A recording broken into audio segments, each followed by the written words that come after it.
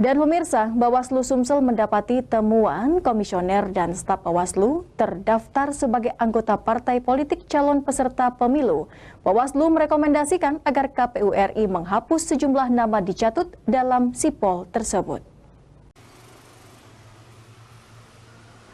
Badan Pengawas Pemilu Sumatera Selatan mendapati temuan sebanyak 17 orang terdiri dari 5 orang komisioner dan 12 orang staf Bawaslu Sumsel yang namanya dicatut dan terdaftar dalam Sistem Informasi Partai Politik atau SIPOL. Ketua Bawaslu Sumsel, Iin Irwanto menyatakan temuan tersebut berdasarkan hasil penelusuran yang dilakukan pihaknya memasuki tahapan pelaksanaan pemilu 2024 yang dilakukan oleh partai politik. Ke-17 orang yang namanya dicatut dan terdaftar sebagai anggota partai politik telah diklarifikasi dan menyatakan tidak benar telah menjadi bagian dari partai politik tersebut.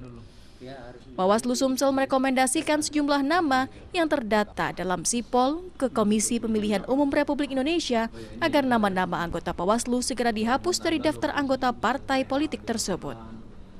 Ya, jadi kita menemukan 5 komisioner dan 12 staf di lingkungan Bawaslu Provinsi Sumatera Selatan dan Kabupaten Kota. Nah, dari nama-nama tersebut sudah kita klarifikasi bahwa mereka menyatakan tidak pernah mendaftar sebagai anggota partai atau masuk ke sebuah partai.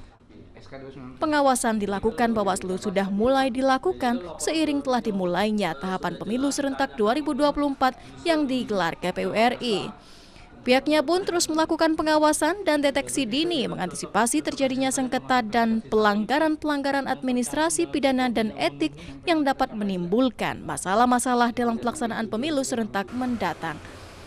Dari Palembang, Muhammad Riza Falevi, iNews melaporkan.